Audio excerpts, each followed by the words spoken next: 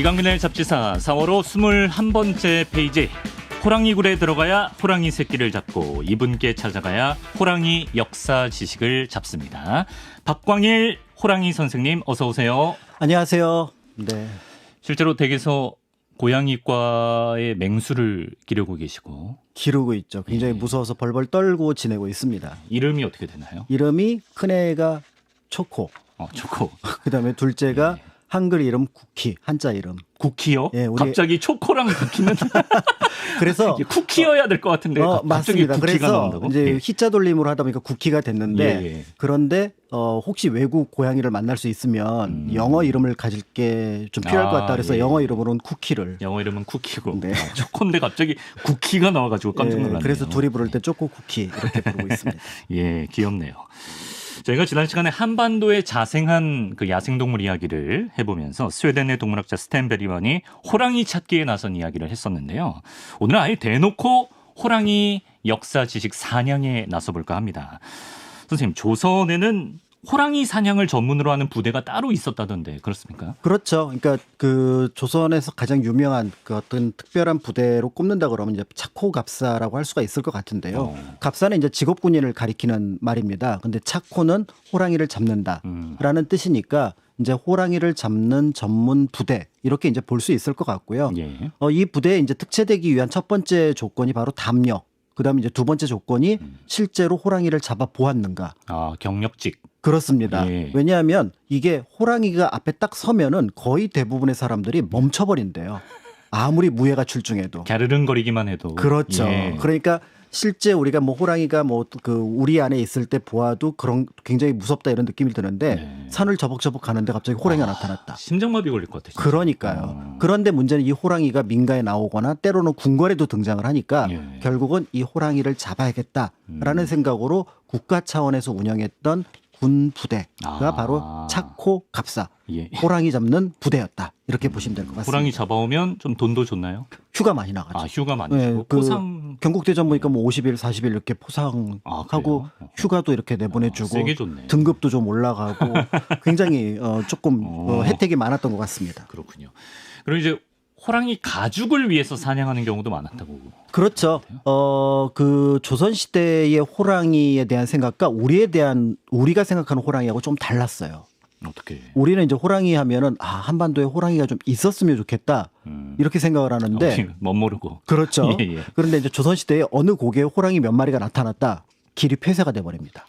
그 정도여야겠군요. 그렇죠. 예. 그러니까 이제 전라도 지역하고 이제 경상도 지역 연결하는 그 고개 중에 60령이라고 했는데 네. 두 가지 설이 있거든요. 하나는 이제 구비가 60개여서 60명이다 이런 얘기도 있지만 네. 한편으로는 여기 산적 호랑이가 나타나니까 60명이 모여서 출발해야 안전하다. 이런 얘기가 있을 정도로 그 호랑이가 한번 나타났다라고 하면은 길이 끊기는 게 다반사였거든요. 예. 그러니까 국가 차원에서 호랑이를 잡아야 된다라는 생각을 했던 상황이었고 네. 그런 와중에 이제 그 호랑이를 잡으면 가죽이 남잖아요. 그렇죠. 사람은 죽어서 이름을 남기고 호랑이는 죽어서 가죽을 남기고 그런데 그 가죽을 중국에서 굉장히 중요한 어떤 뭐 어떻게 보면 교역품 그다음에 뭐 어떻게 보면 진상품 이렇게 봤던 겁니다. 예. 그러니까 이제 여기에 대해서 조선에서도 어차피 호랑이도 잡아야 되고 예. 또 그 호랑이 가죽도 필요하고 예. 하니까 여기에 이제 예를 들어서 이거 호랑이 가죽 하나 잡아오면은 면포 한 80일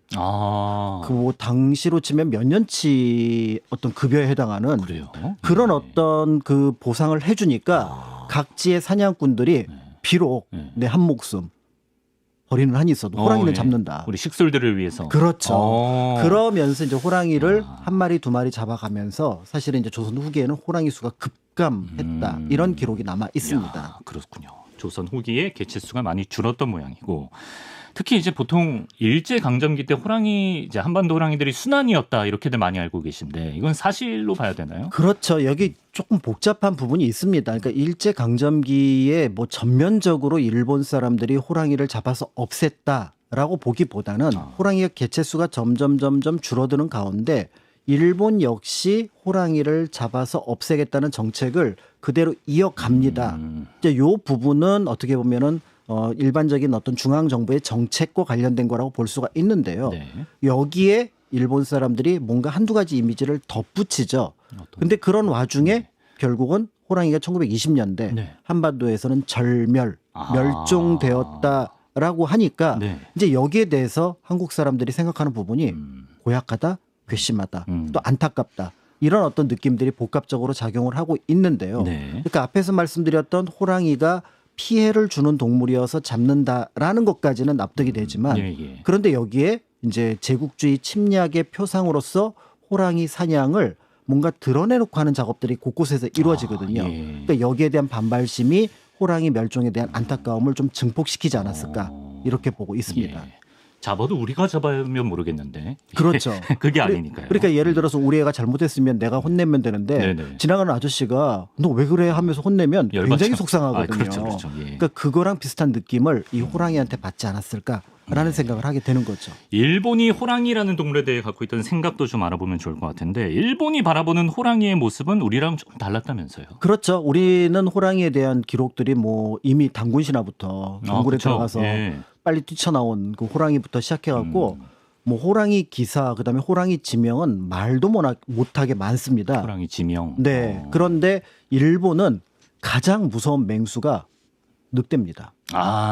좀 체급이 떨어지네. 그렇죠. 그러니까 일본 애니메이션 보면 가장 무서운 동물로 그러네. 보통 늑대가 많이 등장하고 원령공주 이런데. 예, 그 늑대 안 되면 뭐 멧돼지라도 나오고 네네네. 이런 부분이었는데 그러니까 일본의 호랑이가 살지 않으니까 호랑이에 대한 막연한 두려움, 막연한 동경 이 두 가지가 같이 작용을 하는 거예요. 그러면서 네. 마치 이제 그 예전에 그 우리나라 고대에 그 불교하고 더불어서 사자라는 이미지가 들어오잖아요. 약간 좀 신화 속 동물처럼. 그렇죠. 예. 그 느낌처럼 일본에서도 호랑이를 그렇게 받아들여서 그러니까 그들이 그 상상 속의 동물로 상징하는 게 또 하나 있잖아요. 바로 용이잖아요. 용. 예. 그러니까 우리는 용호상박하면은 그냥 그거는 그냥 관용어다. 그쵸. 용하고 호랑이가 못 싸우잖아요. 네. 그런데 일본에서는 용과 호랑이를 같은 레벨로 두는 겁니다. 실제로 본 적이 없으니까. 예. 그러면서 이제 호랑이에 대한 뭔가 동경, 두려움 이런 것들이 조금씩 커가는 과정 속에서 이제 이 호랑이 이미지를 만들어내고자 했던 부분들이 있습니다. 방금 이제 화면에 나온 것만 봐도 이제 용이랑 호랑이를 같이 일본에서는 병풍에 그렇죠. 그려놨습니다. 저런 작품들이 많다고 하네요. 그러니까 우리가 용호상박 이런 표현을 많이 쓰는데 실제로 우리가 그림 속에 용과 호랑이를 같이 그리진 않습니다. 그러네. 우리 용- 그림에는 못 본 것 같다. 용 따로, 호랑이 따로예요. 얘네들이 뭐 있는 동네도 다르고 공존할 수 없어요. 분위기가 좀 다르거든요. 그러니까 이거를 같이 그린다는 것 자체가 예. 한국에서는 어색한 일, 그런데 일본에서는 가끔 있는 화제, 그러니까 어떤 그림의 주제. 호랑이를 용 같은 거의 뭐 전설 속 동물처럼 봤다는 겁니다. 점점 일본 내에서 호랑이 그림 찾는 사람이 많아졌다고 하고요. 그러자 이제 급한 대로 우리나라와 중국에서 호랑이 그림을 수입한다고요. 일본이. 그렇죠. 그래서 이제 호랑이 그림을 이제 중국에서도 수입하고 우리나라에서도 수입해요. 근데 우리나라에서 수입해서 호랑이 그림을 가져가는 건 괜찮습니다. 네. 왜냐하면 한국의 그 화가들은 네. 호랑이를 잘 알거든요. 그렇죠. 근데 중국에 네. 의외로 호랑이가 없습니다.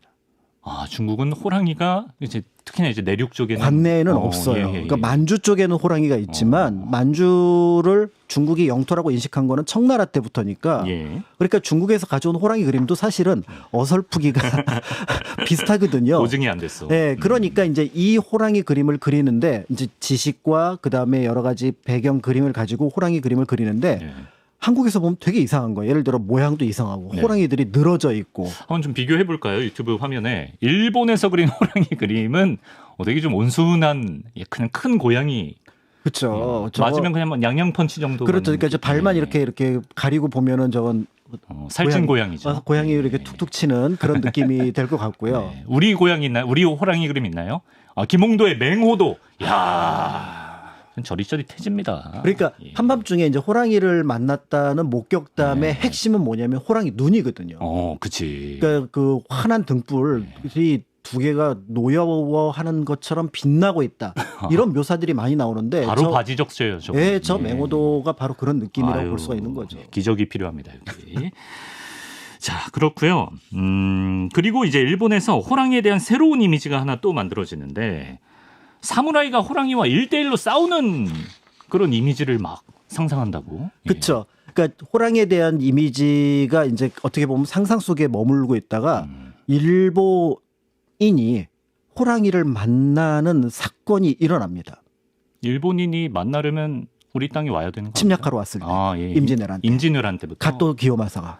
아, 가토 기요마사가요? 그러니까 아까 뭐 가토 기요마사가 우리 기록에 따르면 가토 부대가 함경도로 들어갔잖아요. 네. 그래서 호랑이 때문에 굉장히 고전했다라는 게 우리 쪽 기록인데 아. 일본 쪽에서는 네. 호랑이를 잡았다. 이렇게 이제 묘사가 된 거예요. 아, 가토 기요마사가 혼자?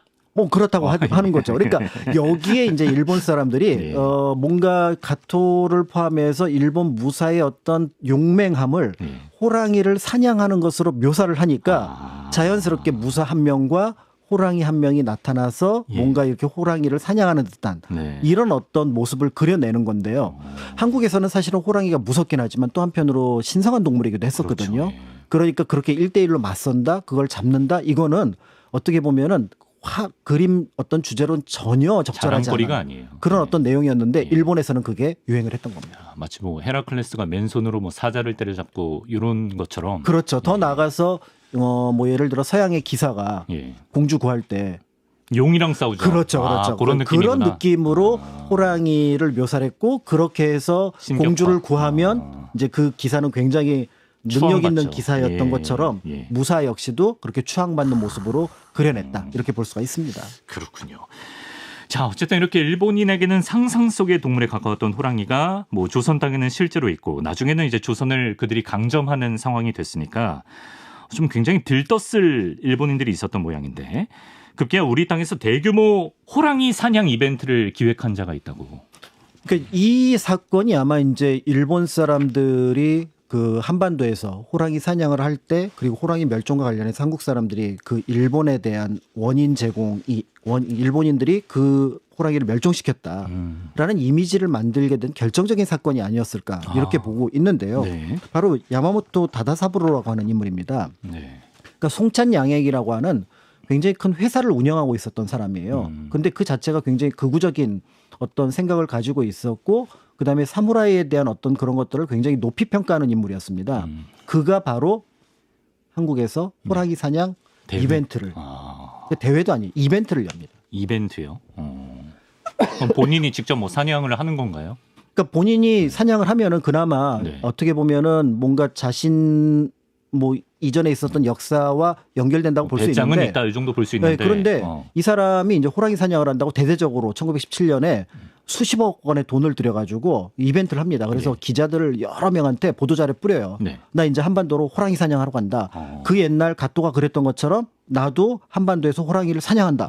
예. 그래요. 그래서 기자들이 다 쫓아갔죠. 네. 이제 그 모든 사람들은 야마모토가 총 들고 네. 그 다음에 다리에 뭐 이렇게 각반 차고 그렇지. 그 다음에 머리에 뭐 이렇게 헌팅캡 쓰고 뭐 이런 모습들을 상상했어요. 특종.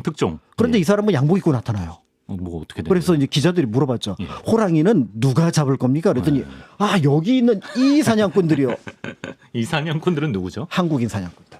아, 정말요? 네. 한국인 사냥꾼들을 고용을 했고 그 한국인 사냥꾼들 중에서도 호랑이를 잡아본 적이 있는 사냥꾼들을 고용을 한 겁니다. 강용근, 배군학, 최순원, 리용희 이런 진짜 이름으로 기록되는 그렇죠. 조선인 포수네요. 그러니까 이분들은 당대에 이미 그 한반도 안에서 호랑이를 잡아본 적이 있는 네. 사람들이었고 네.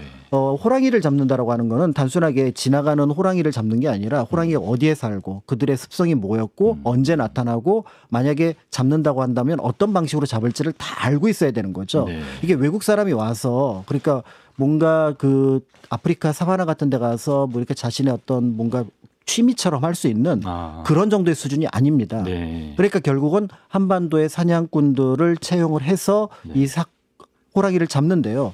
실제로 처음에 몇 달 동안 굉장히 그러니까 홍보를 막 여러 갈래로 하고 뭐 여러 방면으로 사냥꾼들을 보냈는데 다 실패합니다.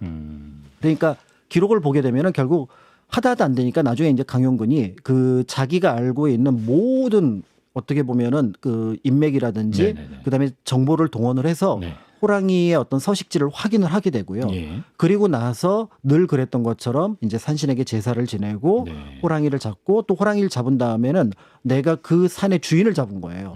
그러면서 거기에 대한 어떤 의식을 다시 치르고 이 호랑이를 잡아왔다.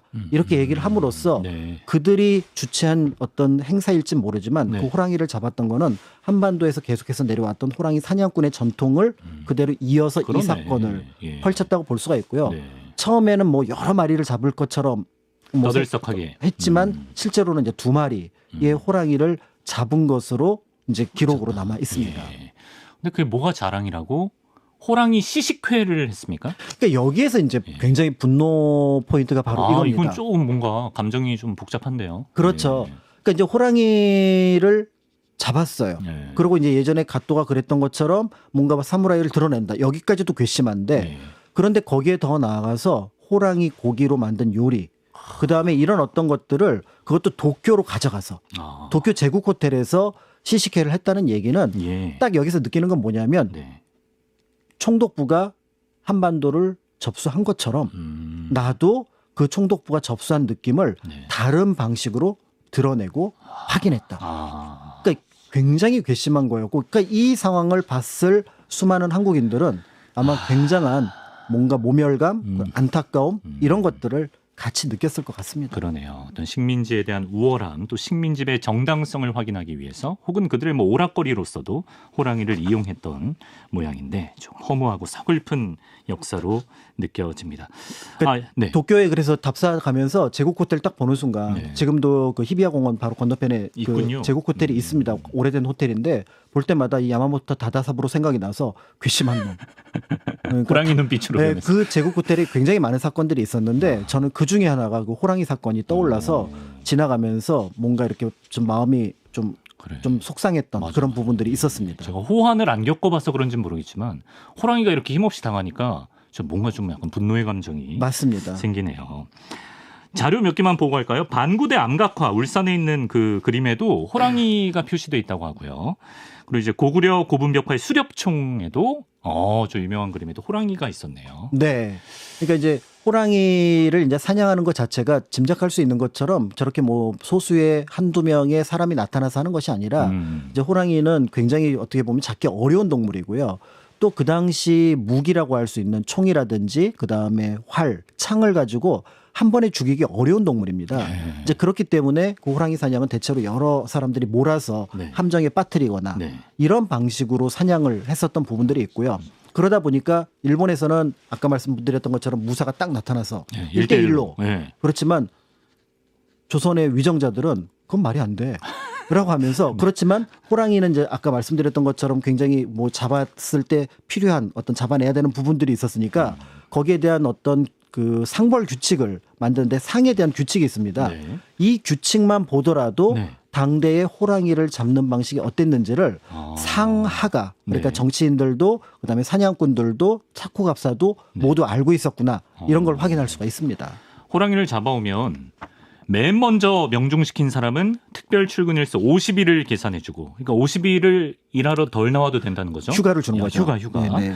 그리고 이제 그 이하에 대해서는 두 번째로 명중시키면 뭐 45일, 세 번째 명중시키면 뭐 40일, 뭐 이런 식으로 계산을 해주는 체계가 있었다고 합니다. 그러니까 이게 뭐냐면 호랑이는 보통 이걸 그 1창이라 그러는데 1창 첫 번째 창이 안 죽습니다. 그 뜻이구나. 네. 그러니까 1창을 먼저 치고 그다음에 이 군인이나 사냥꾼은 빠져나갑니다. 네네. 그러면은 이제 호랑이가 달려들면 이 사람은 죽는 거예요. 네. 그럼 두 번째 옆에 있었던 사람이 두 2창을 번째. 치고 그다음에 3창을 쳐야 대체로 호랑이는 죽고 네네네. 우리가 사냥을 할 수 있구나를 경험치로 알고 있었기 때문에 상벌 규칙에서도 1창 한 사람은 그러네. 2창 한 사람은 3창 한 사람은 이렇게 해야 나중에 이 사람들한테 포상을 할 때 그렇죠. 예. 뭔가 뭐가 좀 합리적이기도 하고 네. 또 어떻게 보면 공정하기도 하고 네. 그런 부분을 여기에 표현을 했던 거죠. 가토기요마스 하레비가 와도 1대1은 안 됩니다. 예. 그렇고요. 자, 이번엔 분위기를 바꿔서 우리 민족에게 친숙하고 익숙한 호랑이의 모습을 좀 살펴볼 텐데 저희 에디터 한 명이 예전에 그 비디오 테이프를 볼 때 맨 처음 나오는 장면으로 호환 마마의 개념을 익혔다고 하는 저도 기억이 납니다. 그때 이제 막 경고문처럼 시작할 때 떠서 옛날 어린이들은 호환마마 전쟁 등이 가장 무서운 재앙이었으나 현대 어린이들은 무멸한 불량 불법 비디오를 시청함으로써 이런 식으로 이제 불법 복제 막 경고하고 이런 경우에 기억나시나요 이런 거? 기억나죠. 네. 그러니까 아마 요즘은 그 예전에 그 큰 비디오 테이프 자체가 없어서 없죠. 이게 무슨 얘기인가 할 것 같다라는 생각이 드는데 네. 어쨌든 처음에 딱 넣으면 그 치 감기는 소리와 함께 저 음악이 그리고 또 그 저게 애니메이션으로 돼 있잖아요. 네. 그러니까 항상 애니메이션으로 돼 있으니까 되게 익숙한 거예요. 맞아, 어떤 그 다음에 나오는 영화가 뭐 다른 영화라고 하더라도 익숙하고. 근데 문제는 저기 호랑이가 네. 아무리 봐도 네. 귀여워요. 그게 아이들 보는 뭐 전래동화 만화 이런 거니까 예, 귀엽게 그려질 때도 있고 예, 그렇습니다.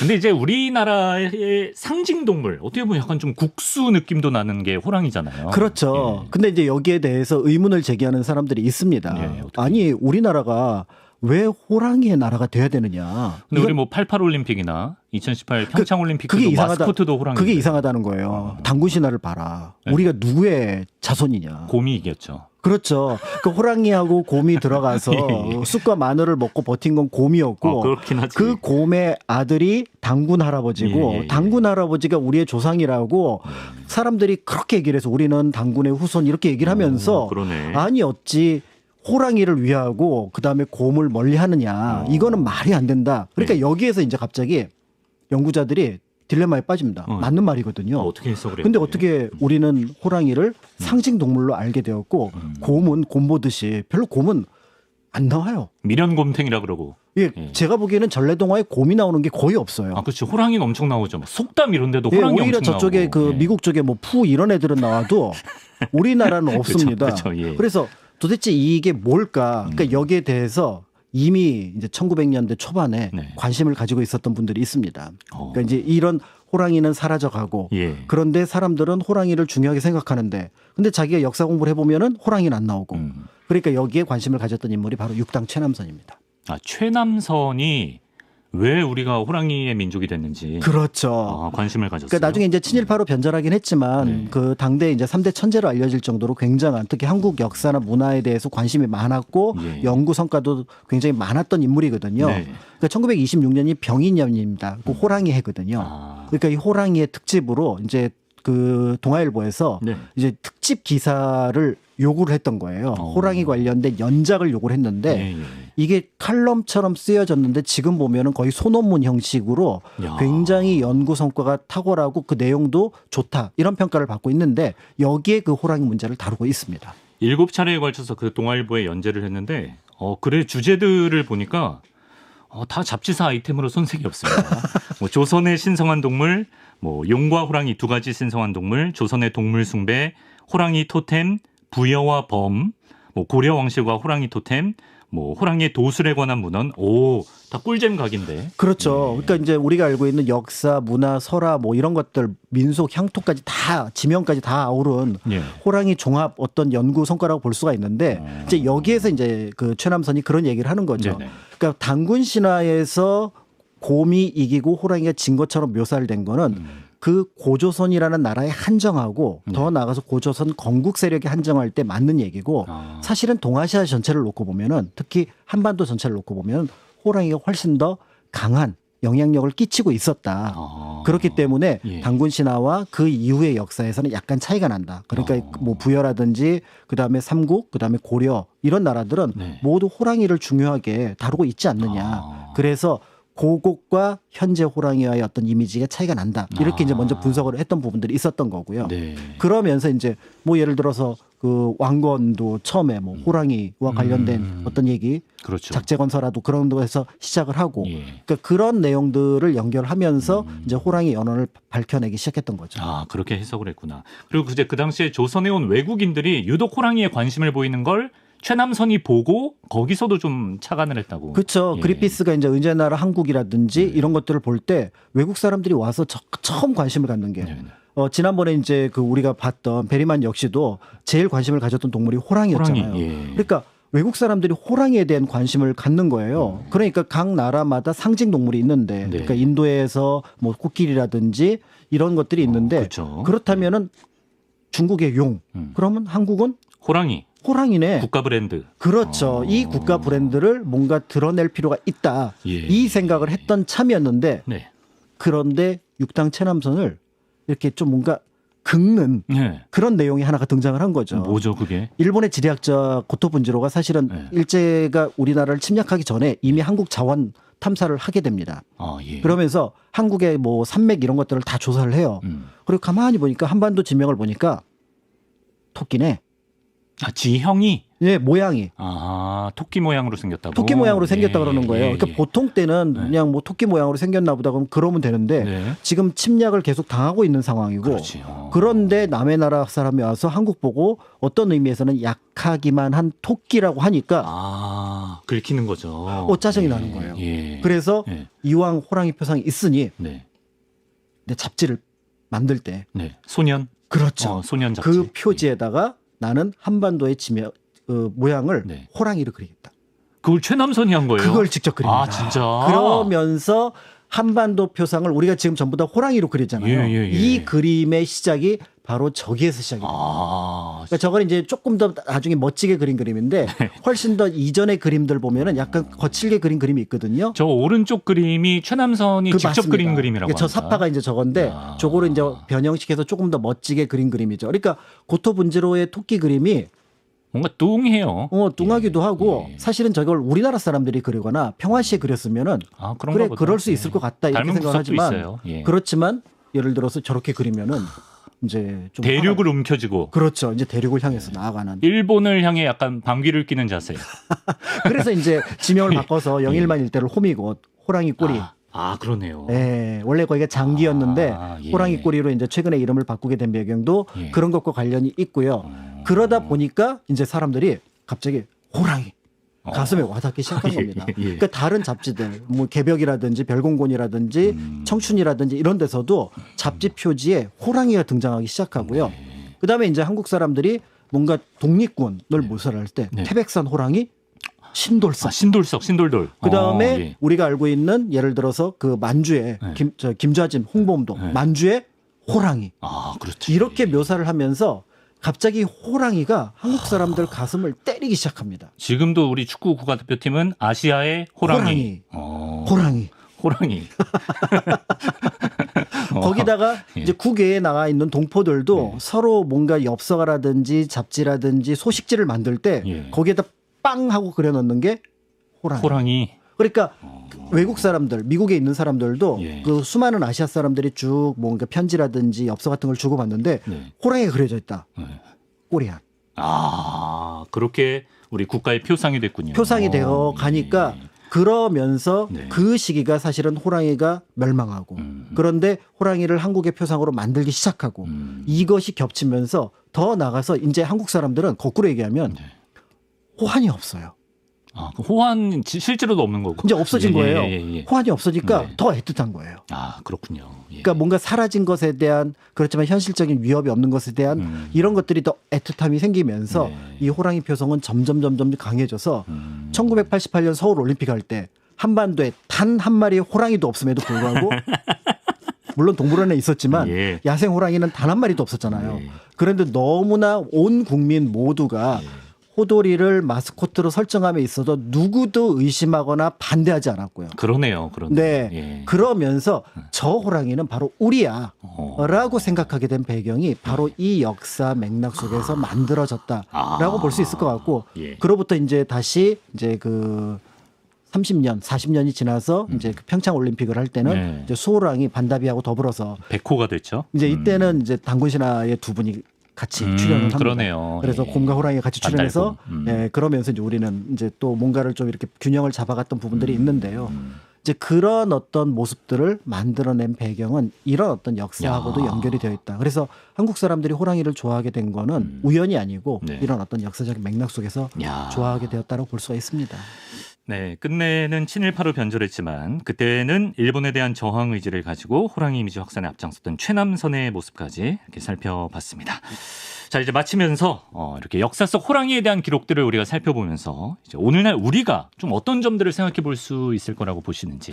네, 그러니까 지금 이제 한반도에 호랑이가 없습니다. 물론 이제 뭐 만주나 연해주 일대에서 한국 호랑이라고 하는 시베리아 호랑이의 목격담이 등장한다고 하지만 현실적으로 다시 한반도에 호랑이를 들여와서 우리가 그 곰 또는 여우 같은 것들을 네. 이제 자연으로 되돌리는 것처럼 네, 네. 호랑이를 자연으로 되돌려 보내기는 불가능하지 않을까 현실적으로. 다시 호환이 되면 안 되죠. 그렇죠. 호환이 예. 되기도 하고 예. 그런 부분들이 있습니다.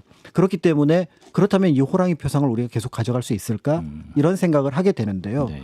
그런데 단군 이래 계속해서 우리에게는 호랑이와 관련된 콘텐츠가 다양한 방식으로 쌓여 있습니다. 네. 근데 그 다양한 방식으로 공중에 떠 있는 콘텐츠가 아니라 각 지역의 호랑이와 연결된 또 이야기들, 역사가 전해지고 있거든요. 네. 그러니까 이런 것들이 결합하게 되면은 사실은 다른 나라에서 가질 수 없는 호랑이에 대한 컨텐츠는 한국 고유의 역사적 자산이다.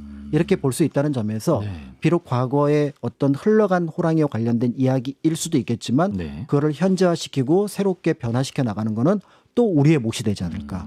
그런 면에서 이제 호랑이의 이미지는 계속해서 현재 우리에게 유효한 어떤 가치로서 남아있다. 이렇게 볼 수가 있을 것 같습니다. 앞으로도 이어가야 하겠고요. 자, 여기까지 박광일 선생님과 조선시대 호랑이에 대한 흥미로운 기록들 살펴봤습니다. 선생님 말씀 고맙습니다. 감사합니다.